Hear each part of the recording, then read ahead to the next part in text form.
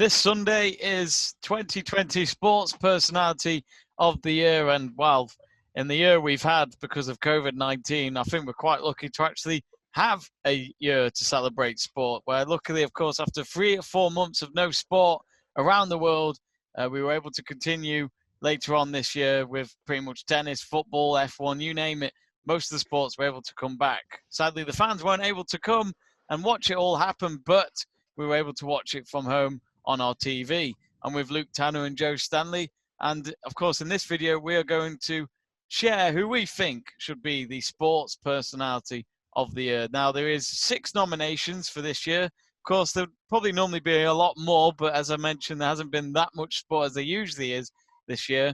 And here are the nominations. So Lewis Hamilton for winning his 7th World Championship and leveling Michael Schumacher, who has won the most as well. Stuart Broad for getting over 500 test wickets for the England cricket team. Jordan Henderson for being the captain that brought home the Premier League title for the first time for Liverpool in 30 years. Holly Doyle for actually winning impressively. She surpassed her own record of winning horses ridden by a British woman in a year. The achievement this year for her does not stop there. She has also rode a historic double victory on British Champions Day. So fair play to Holly Doyle, the only female on that list. Ronnie O'Sullivan winning his 6th World Championship at the Crucible, just one behind of Steve Davis now. And Tyson Fury, after that incredible fight early this year against Deontay Wilder back in the United States to get himself the bout, and could be up against Anthony Joshua next year. Who knows? We shall see. But Luke, let's start off with you. Sports Personality of the Year, of course, last year was won by, which was, I've forgotten his name all of a sudden. It was Stokesy. Nearly forgot. Ben Stokes from the England cricket team. So Stuart Broad in there again for England, hoping to do it for 2 years on the trot. But Luke, for me, I think there's only 2 that I would say have got a fair shout of this, and that is Tyson Fury and Lewis Hamilton. Yes. For me, those are probably the 2 favourites. I don't know whether or not Tyson Fury is going to win it, because he's been coming out saying, get me off that list. I don't want to be part of it. Don't know whether or not that's part of the show, or whether or not he actually generally doesn't want to be on that list at all. So for me, that's sort of like, I'm going to rule him out, because I don't think he wants to be part of it. And he has asked his fans not to vote for him. Yeah, so I guess like my top 2 would be Lewis Hamilton is the favourite, followed by Jordan Henderson. For me, Lewis Hamilton will probably win it because he has tied Michael Schumacher's record and is arguably the greatest Formula One driver ever. And Jordan Henderson second, because obviously he won the Premier League with Liverpool. He was one of the best midfielders in the league in the league, and he was an instrumental part of that title-winning team. So, but he still wouldn't win it for me. So for me, it's Lewis Hamilton to win it. Joe, of course, you're wearing a Liverpool shirt right now, so I'm sure your heart is saying Jordan Henderson, but I think it's very hard to look past Lewis Hamilton, at least, because, I mean, Lewis Hamilton's actually been nominated quite a lot of times with Sports Personality of the Year by winning other World Championships in the past, but he's never won it. So do you think this year Lewis Hamilton could finally break it? Oh, I thought he'd won it. No, he obviously hasn't. And I think you can't look any further than Lewis Hamilton. Obviously, I was a Liverpool fan. I'd love to see a Liverpool player win it. I'd love to see Jordan Henderson win it, especially ended the 30-year wait. But obviously, with what he's achieved, he's done a lot for Black Lives Matter as well. He's won, he beat Schumacher's record of Grand Prix wins, and then he's equalled Schumacher's record of title wins as well. Arguably, as Luke said, the greatest F1 driver of all time, and I'd say he is. Because the stats back it up.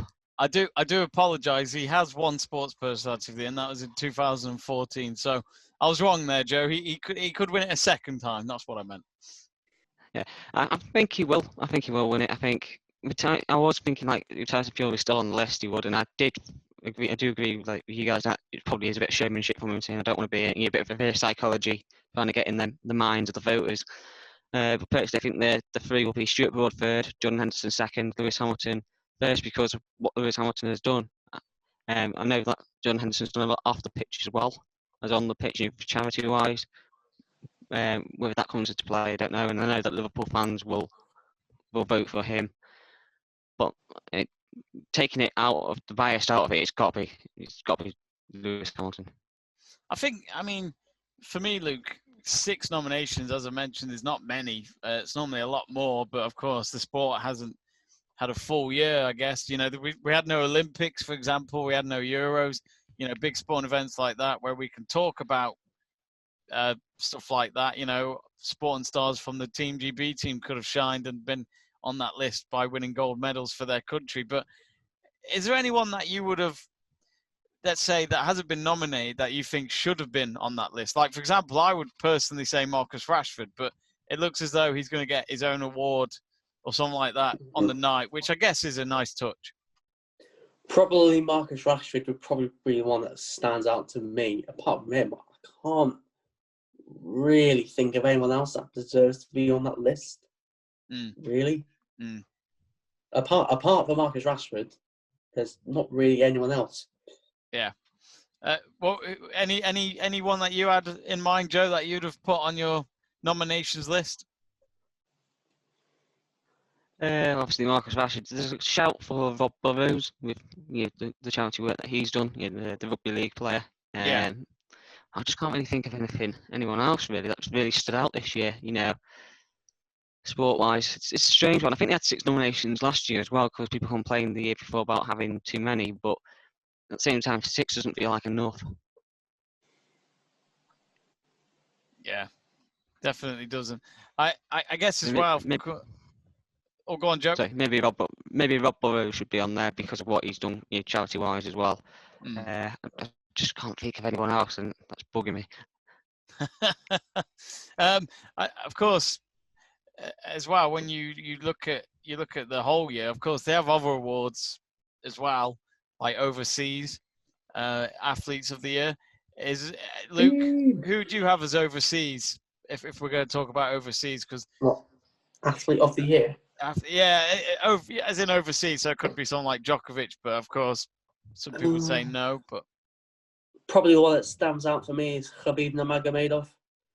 Yeah, obviously he successfully defended his UFC lightweight title against Justin Gaethje in dominant fashion, and then retired in the octagon at 29-0.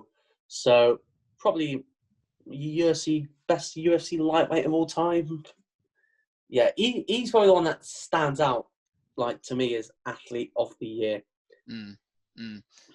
Joe, any overseas athletes you'd have looked at for the award for that one? It's got to be DJ Dustin Johnson.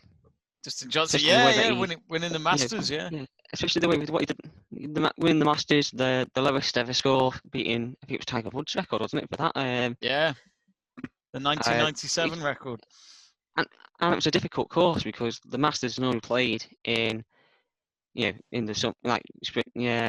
spring, summertime. So April, it's normally nice weather. It was a wet, soggy course, and to pull off that sort of performance and break those records the way that he did and just dominate is just unbelievable. Personally, and he's world number 1 in golf as well. And when I saw his name on the list, I was like, it's obvious, it's got to be Dustin Johnson. Yeah. I guess I'll do one more because they've asked viewers to vote for their best sporting moment of this year. And to be honest, I'm talking to 2 Liverpool fans right now who have just had a year where they've won their first Premier League title in 30 years. So, Luke, probably a rhetorical question, but what is your best sporting moment of the year? Best sporting moment was probably when we were doing the quiz at Chelsea beat City. And then I knew you won the league.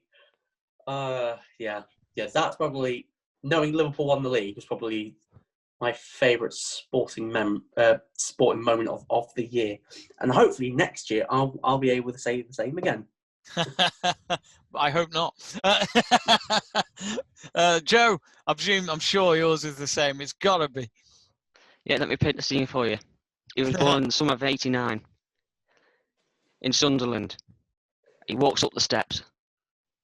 It's been a long wait, the longest of waits. 30 long years of pain and hurt are coming to an end. Jordan Henderson.